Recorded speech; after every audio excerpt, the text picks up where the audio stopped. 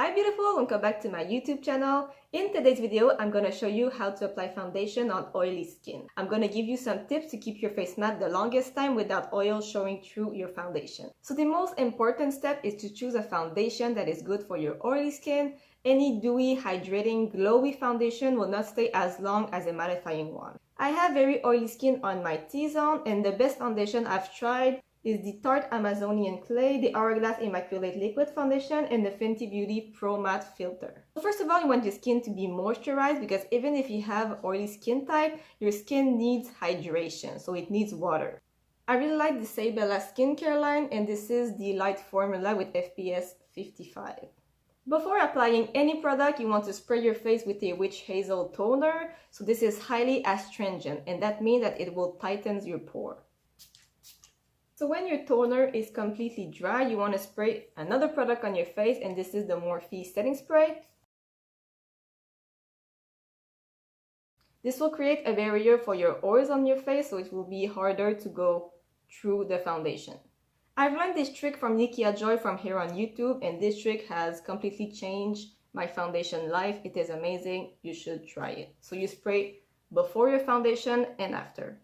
I like when my skin looks like skin, so it's not completely matte. So my favorite primer at the moment is the Hoola & Brixen Banana Bright Primer. This will blur your pores, your foundation will stick to it, so it will last longer, and also it has vitamin C in it, so it will hydrate your skin. A little bit of that.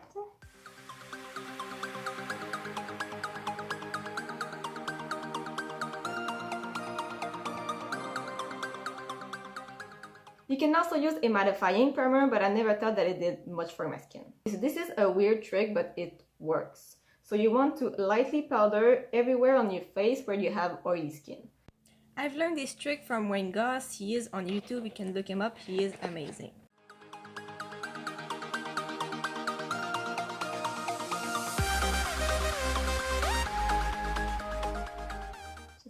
This will absorb the oils before it goes through your foundation. So my absolute favorite tool to blend my foundation is with a damp sponge. So what you want to do is to take your dry sponge, squeeze it underwater really good, and then you want to have a clean towel and soak up the excess water. So with the foundation, I'm going to put it on the back of my hand. I don't like to do dots all over my face because it can dry out the foundation and then it's harder to blend. So take a little at a time and do dabbing motions.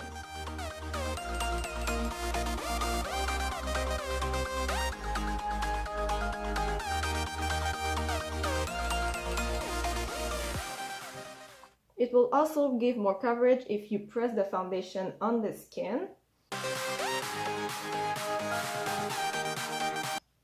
You really want your face and your neck to be the same color and don't have a line.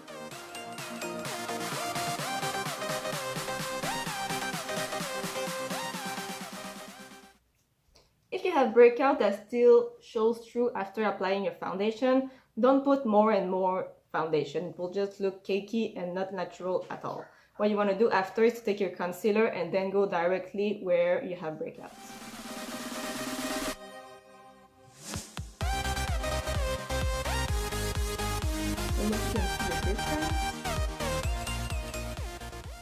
Also, the less foundation you use, the more beautiful your skin will look.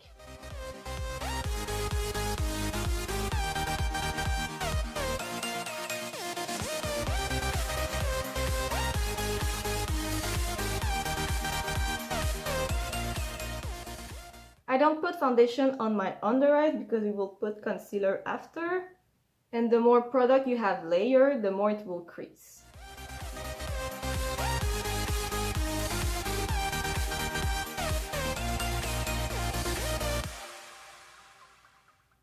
I like to go a little bit under my eyebrows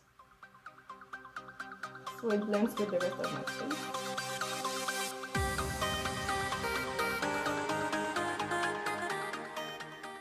By the way, the foundation I'm using is the Arbonne one.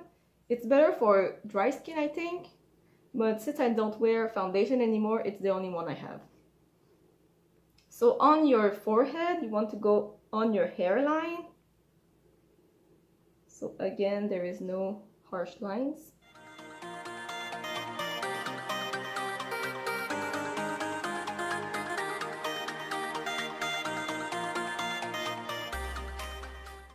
So when my foundation is applied, I like to blend this down even more.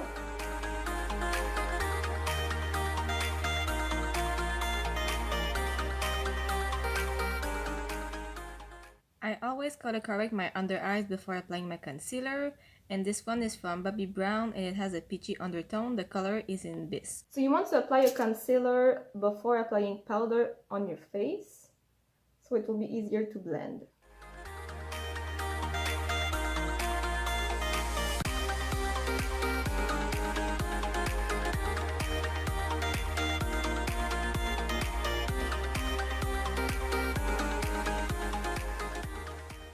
So it's really important to set your face with powder after using a foundation, because when you're gonna live your life during that day, if you touch something, touch your face, go on a pillow, it will rub off.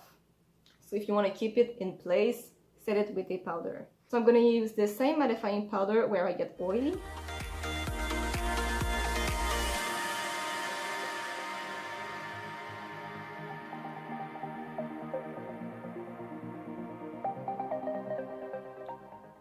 So it is really important when you put your powder to press it on your skin so that you don't move the foundation underneath. So don't do these motions on your face. So anywhere else I am not oily on my face, I use the RCMA No Color Powder and I apply it with a damp sponge. Just take a little bit of this and then I apply it over my cheeks and the side of my forehead.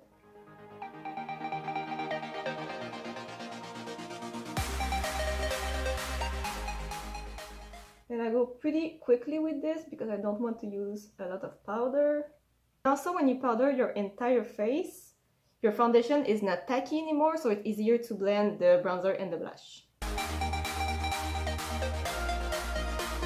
When you wear foundation, it is important to wear a bit of blush, bronzer, highlight, so it brings back life to your face.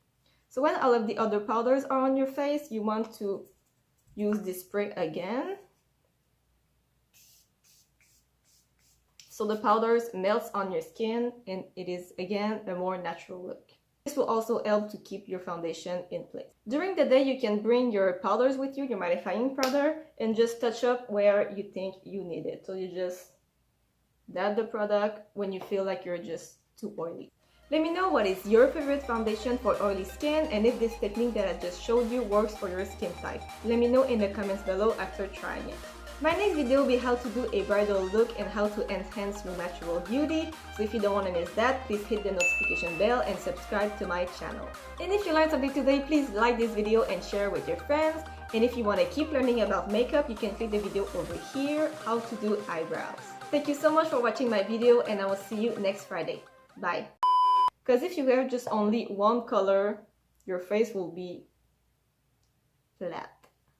It just brings dimension to your face and it is more beautiful.